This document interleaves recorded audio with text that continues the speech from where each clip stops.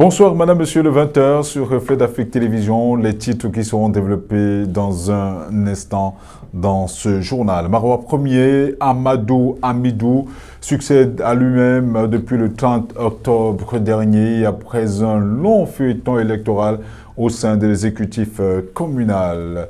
1 milliard de francs CFA, c'est le montant alloué pour la construction d'un centre de désarmement, démobilisation et réintégration des ex-combattants de Boko Haram à Mémé dans le département du Mayo-Sava, région de l'extrême nord. Solidarité, plus de 200 élèves ont reçu des manuels scolaires hier dimanche à la préfecture d'Edea dans la Sanaga-Maritime, région du littoral Cameroun, une initiative de la Fondation La Main Tendue qui s'est également étalée sur plusieurs orphelinats de la localité. Madame, Monsieur, voilà les principaux titres qui seront développés dans un instant.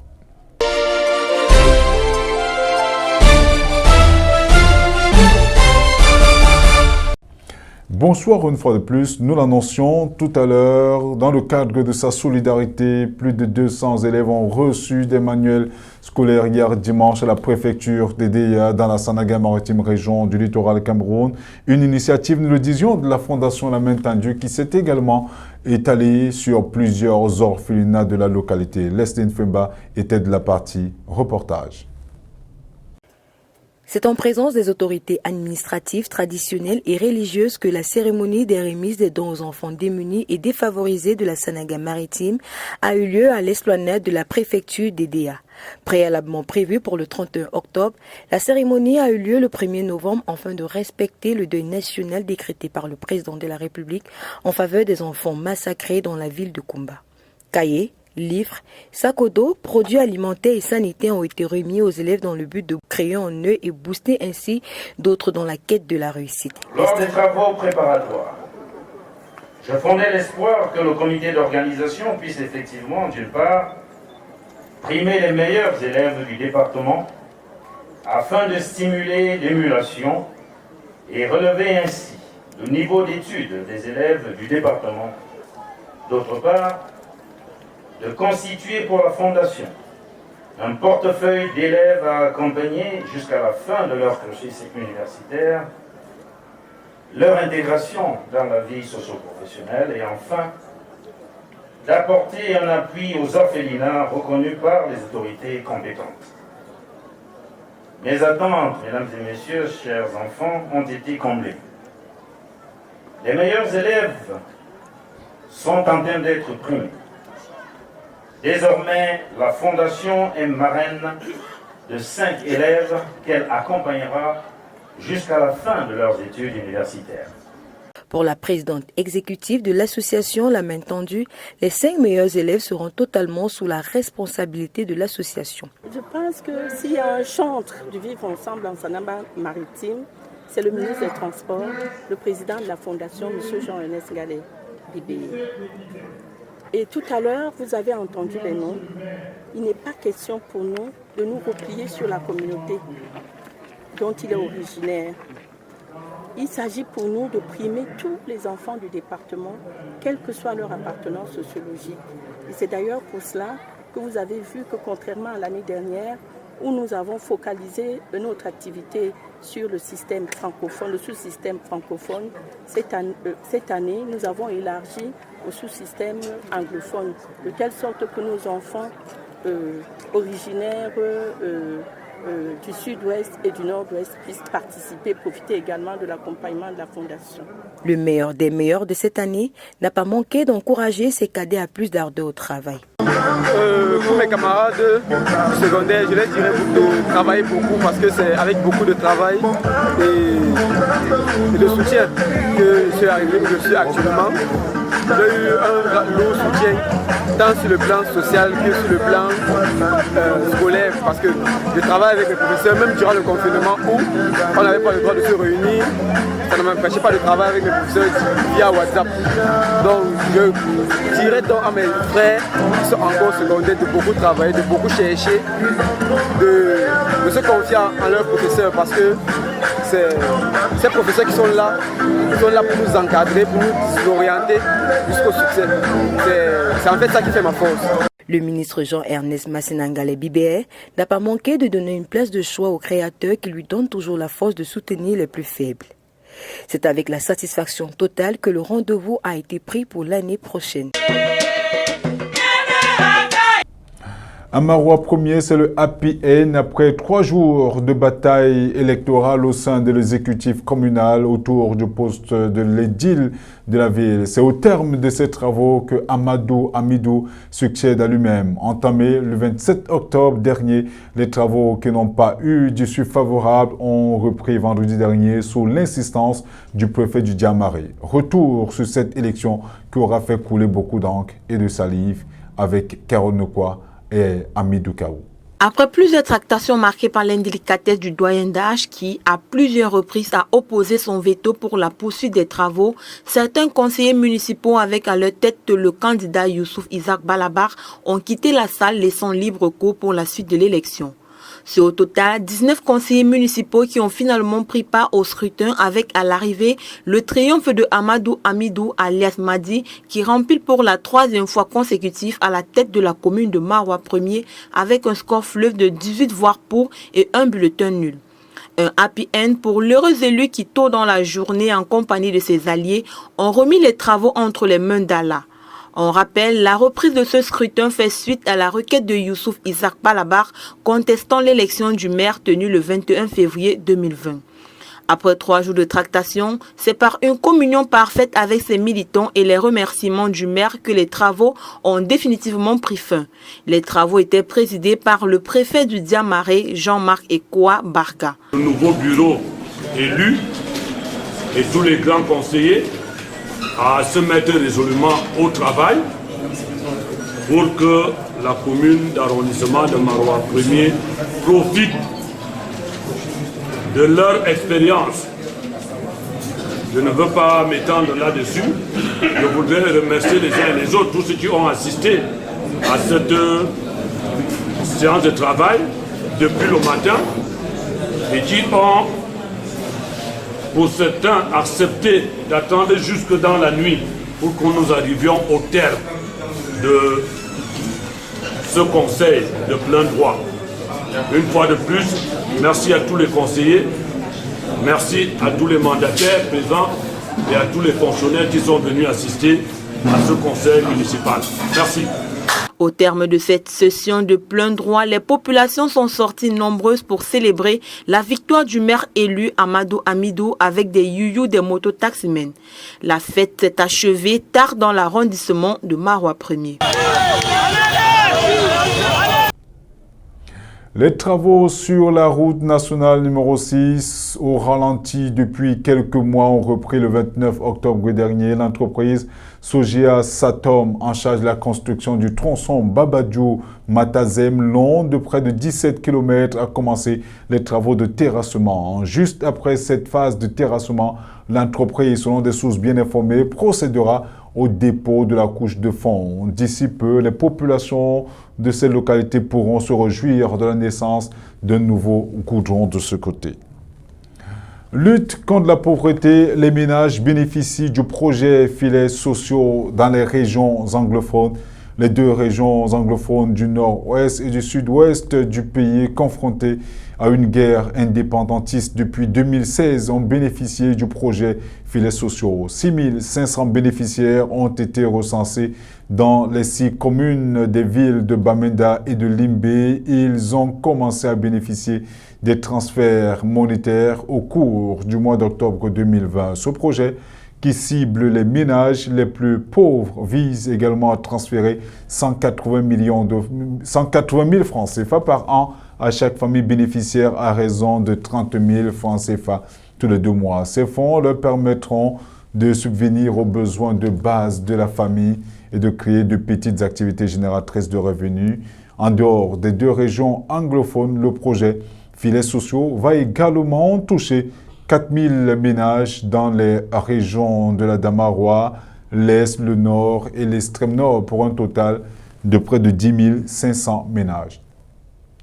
Revenons dans la partie septentrionale du Cameroun où le gouvernement entend mettre près de milliards de francs CFA pour la construction d'un centre de désarmement, de démobilisation et de réintégration des ex-combattants de Boko Haram à Mémé dans le département du Mayo-Sava, région de l'extrême nord. L'annonce a été faite à Maroua par le coordonnateur national lors de sa visite dans cette partie du Cameroun. Le compte rendu avec Thierry Blanchard-Sop et Amidou Kaou. Bientôt, la région de l'extrême nord verra son centre de désarmement, de démobilisation et de réintégration des ex-combattants de Boko Haram à Mémé, construit sur une superficie de 15 hectares. Coût total des travaux, 1 milliard de francs CFA à mobiliser. L'annonce a été faite à Maroua lors de la visite de travail du coordonnateur national du dit comité, Fayengo Francis. Les travaux de construction de ce centre démarrent en début de janvier 2021. C'est une bonne nouvelle pour les engagés et toute la localité de la Mémé. Le chef du village de Mémé, Sa Majesté Lungumana Aladi Mahama, a conduit la délégation sur le site et n'a pas manqué d'exprimer sa joie. Je remercie le chef de l'État d'avoir accepté ce site et le coordinateur du DDR qui ont voulu construire le centre à Mémé qui doit recevoir les ex-combattants. Après le départ des ex-combattants dans leur village, le site va rester pour Mémé, ça va rester former les enfants de Mémé, les pépinières de Mémé, les pépinières du Mayo-Sava, les pépinières de l'extrême, pourquoi pas les pépinières du Cameroun. Le coordinateur du DDR vient de nous annoncer qu'il y aura 1 milliard qui va commencer l'investissement ici. Le chef de l'État en a accordé et que c'est les enfants du village qui feront ce travail. Vraiment, nous vous remercions. On ne connaît pas comment vous dire, comment leur dire merci. Là, c'est peu. Si on pouvait trouver un autre langage pour dire, on va parler en mandara. Pour la bonne exécution des travaux, le coordonnateur national du comité de désarmement, de démobilisation et de réintégration Fayengo Francis a rencontré les forces de maintien de l'ordre à la base du secteur 1 de la force multinationale mixte à Moura, d'où il a échangé avec le général Bouba Doubé-Créo sur la situation des ex-combattants sur place. Il a visité 110 ex-combattants de Boko Haram casés dans cette base, parmi eux 19 Camerounais. Après la visite de Moura, la délégation s'est rendue à Méry, localité du département du Diamaré, au centre de transit pour échanger avec 153 autres ex-combattants pour leur remettre des appuis en denrées alimentaires. Fayengo Francis s'est dit satisfait au terme de sa visite. Nous devons réintégrer ces enfants. C'est là où ils seront formés. Ils ont certes les petites activités qu'ils font dans les centres, mais ils vont accélérer les formations, ils vont intensifier les formations et l'État, à l'issue de ces formations, sera disposé à les installer en donnant les moyens, en les installant pour qu'ils deviennent les Camerounais, n'est-ce pas, comme les autres. Je crois que la descente sur le terrain a été vraiment positive. Nous rentrons avec vraiment beaucoup de joie parce que ça démontre que les efforts que les autorités publiques sont en train de faire, la main tendue du président de la République est sincère, c'est venu pour rester. Parce que depuis que ces enfants sont sortis, nous n'avons pas perdu un. On n'a pas emprisonné un, on n'a pas fait du mal à un. Donc c'est une main tendue, sincère, permanente, et nous tous, nous devons compter sur ça. Depuis sa création, le centre a encadré 263 ex-combattants de Boko Haram. Les bénéficiaires du don du chef de l'État ont salué ce geste. Nous bénéficions aussi dans le centre, l'apprentissage de la langue française, car avant notre arrivée au centre, depuis Mora jusqu'à Méry, aucune d'entre nous ne savait dire bonjour en français, en dehors de moi qui étais en classe de 4e avant mon enrôlement. On nous a appris aussi la citoyenneté, l'amour de la patrie et les méfaits de la violence. Monsieur le coordinateur national, tout Ce que je viens de dire est la manifestation de la volonté d'un homme que j'ai nommé son Excellence M. Paul Biya, président de la République du Cameroun. C'est lui qui nous a donné la possibilité de revenir au pays à travers le CNDDR qu'il a créé. Nous lui disons grandement merci, merci et 1000 fois merci. Rappelons que Fayengo Francis, en arrivant dans la région, a eu une séance de travail avec les autorités de la région au rang desquelles le gouverneur Midiyawa Bakari. Restons dans l'extrême nord pour souligner que le ministre des Finances vient de doter la trésorerie générale de cette région de nouveaux serveurs et de 2 bâtiments. L'édifice a été inauguré par le gouverneur de l'extrême nord qui a recommandé entre autres aux gestionnaires l'éthique dans le traitement des dossiers des différents prestataires d'État. Régine Linda Ngobitek, Amidou Kao, reportage. La trésorerie générale de l'extrême nord est l'une des plus performantes du pays au regard du service rendu aux usagers, notamment le paiement rapide des prestataires de l'État. C'est pour consolider ces résultats et efforts que le ministère des Finances a construit de nouveaux bâtiments pour mieux améliorer l'environnement de travail. Le personnel ne pouvait pas vraiment se mouvoir pour pouvoir faire le travail. Nous avons une chaise pour 2 personnes, parfois une chaise pour 3 personnes. Et avec ce service, ces bureaux qui viennent d'être conçus, chaque collaborateur aura pour travailler et descendre. La qualité a déjà été améliorée depuis notre prise de service parce que, vu le bilan qu'on venait de vous donner, en se disant que les paiements se font à vue et les restes à payer ont considérablement baissé, ce qui fait donc que nous faisons tout pour satisfaire. Aliou Mamadou Noudjinga, trésorier payeur général de l'extrême nord. En inaugurant ce bâtiment annexe de la trésorerie générale de l'extrême nord, le gouverneur de la dite région Midiyawa Bakari a émis le vœu de voir ce bien public être bien entretenu. Dans un souci d'amélioration constante du cadre et des conditions de travail pour le personnel de ce service, qu'il nous soit ainsi permis à l'ensemble du personnel de l'hôtel de finances de Maroua, d'une part. Et parfois, dérange dans le travail. Vous savez, souvent en période de canicule, le travail est compliqué, je crois, quand vous êtes dans un cadre. Gouverneur Midiyawa Bakari. Il faut relever que depuis le mois de mars dernier, la trésorerie générale de l'extrême nord a soldé considérablement la dette intérieure grâce aux fonds mis en place par le ministère des Finances. La foire agroalimentaire et exposition organisée par la coopérative agro-pastorale des femmes Bayam Selam du Cameroun a fêté ses 12 ans. 12 ans d'existence et d'endurance dans le domaine. Durant ces 2 jours d'exposition de leur savoir-faire, les femmes Bayam Selam du Cameroun ont profité de cette occasion pour présenter également leur nouveau siège qui se trouve dans le 5e arrondissement de Douala, l'Esdine Femba, pour plus de détails. La coopérative agro-pastorale des femmes Bayam Selam du Cameroun a déjà un abri. Pendant 2 jours, les femmes Bayam Selam ont exposé leur savoir-faire dans le nouveau siège du côté de Logbessou dans l'arrondissement de Douala 5e. La coopérative, dont les objectifs visent essentiellement à la production, la transformation et la commercialisation des racines du manioc et ses dérivés, veut ainsi inscrire son nom dans le livre d'or du Cameroun. Ceci grâce à l'information, la formation, les plaidoyers et les microfinances dont les femmes bénéficient au quotidien. Le docteur Martine Wisman-Goyet, PCA et fondatrice de cette coopérative, ne lésine sur aucun moyen pour parvenir à l'autonomisation des femmes Bayam Selam et appelle les pouvoirs publics à l'accompagner dans cette lourde mission. 12 ans. Je suis moi-même la fille d'une Bayam Selam. C'est en regardant le quotidien de ces mamans que j'ai voulu me lancer corps et âme pour refuser le déterminisme social, le déterminisme économique, le déterminisme financier. Je ne sais pas si vous savez qu'au Cameroun, ces femmes sont exclues de tous les espaces économiques. Qui les connaît comme acteurs à qui on peut prêter du crédit? Qui les connaît véritablement comme acteurs à qui on peut donner la confiance aussi pour prendre en charge une responsabilité comme la gestion d'un bâtiment comme celui-ci? C'est une première. Mais je clôturerai en disant que c'est à partir de ces mamans, avec cette maman et l'amour que j'ai pour ces mamans, que j'ai fait aussi ma thèse de doctorat.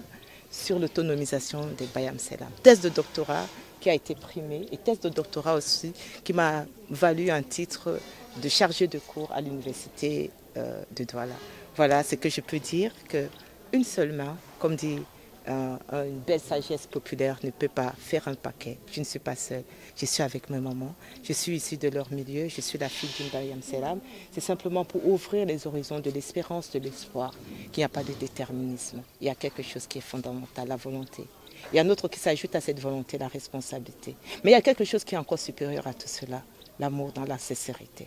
Voilà ce qui m'anime, voilà ce qui explique mon engagement, voilà ce qui me dit de vous dire merci et répéter ceci. 12 ans, je n'ai jamais eu d'aide institutionnelle pour accompagner mes mamans. Je le fais par le mécénat privé essentiellement. Alors, Pitma est venu comme une grâce, comme une manne du ciel qui a renforcé nos capacités et je ne peux pas clôturer ici sans dire de tout mon cœur merci à Pitma parce que c'est grâce à Pitma aussi dans le cadre de ce copartenariat que nous avons pu bâtir ce bâtiment et l'avoir comme un espace d'autonomisation pour nos mamans. Faut-il le rappeler, ce bâtiment de 8 pièces est l'œuvre de cette dame et d'un partenaire qui se montre satisfait du résultat final et le dévouement de cette coopérative. Alors, s'il fallait le rappeler, s'il en était encore besoin, un tel magasin consolide les liens que nous voulons solides entre, d'un côté, le producteur et de l'autre, l'acheteur. Vous savez vous-même que les magasins comme celui qu'on a derrière nous permettent le groupage et permettent le respect des quantités à livrer à l'acheteur. Donc, d'une manière globale, le contrat qui a été établi à la base de cette relation entre le Pitma, l'acheteur et le producteur, nous sommes satisfaits aujourd'hui que ce contrat sera respecté parce qu'ils ont un magasin qui va faciliter le groupage. Ces femmes, qui sont sur la voie d'atteindre près de 7200 tonnes de production de racines de manioc, sont déjà sur un nouveau chantier dans la ville de Kribi pour la production des légumiers. Massacre des enfants à Kumba, le gouverneur du Sud-Ouest, Bernard Okaliabilai, appelle à la collaboration des femmes pour dénoncer les terroristes. Suite au choc survenu après l'événement de Kumba, plusieurs centaines de femmes à travers le pays ont initié des marches de recueillement demandant le retour de la paix dans les régions anglophones et la fin des tueries. Au Sud-Ouest, l'une des deux régions en crise, ces femmes sont allées à la rencontre du gouverneur Bernard Okaliabilai tout en les consolant. Ce dernier leur a demandé d'arrêter de couvrir les terroristes, insistant sur le fait que ce sont leurs enfants. En réaction, des femmes ont répondu en chœur qu'elles ne connaissent pas et ne couvrent pas les membres des bandes armées de ce côté. En Tanzanie, le président sortant Joseph Magufuli a été réélu le 30 octobre dernier au terme d'élections générales pour un second mandat à la tête du pays, 84% des voix. Tsholo Lissu, principal rival de ces élections, obtient 13% de voix, une défaite qu'il n'est pas prêt à accepter. C'est la raison pour laquelle il a demandé à ses partisans de se mobiliser pour une manifestation de contestation. Turquie, la troisième plus grande ville d'Izmir, a été touchée par un séisme magnitude 7 à l'échelle de Richter samedi dernier. Le bilan s'alourdit au fil des jours et l'espoir de recouvrer les survivants s'amoindrit. Lesline Fumba, voilà, nous en dit plus. Izmir, troisième grande ville de la Turquie, a été frappée par un séisme de magnitude 7 sur l'échelle de Richter. C'est aux environs de 14 heures qu'un tremblement de terre est survenu, provoquant ainsi un mini-tsunami sur les côtes turques, grecques et a été ressenti jusqu'en Istanbul et Athènes. Le maire de la ville d'Izmir, sur la chaîne CNN turque, a déclaré qu'une vingtaine d'immeubles se sont effondrés. La télévision nationale montrait les nuages se levant dans le ciel pendant que les habitants paniqués se précipitaient dans les rues.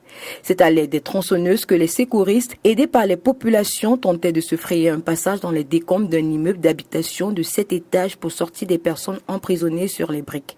Au jour d'aujourd'hui, l'espoir de retrouver les survivants s'amoindrit. Selon un dernier bilan des secouristes, le nombre de morts s'élève à 60 et 900 blessés. Le président Recep Tayyip Erdogan parle quant à lui de 58 morts et 896 blessés. Madame, monsieur, c'est sur cette information que nous mettons un terme à ce journal. L'information est en continu sur Reflet d'Afrique Télévision. Quant à moi, Je vous donne rendez-vous demain quand il sera exactement 20h.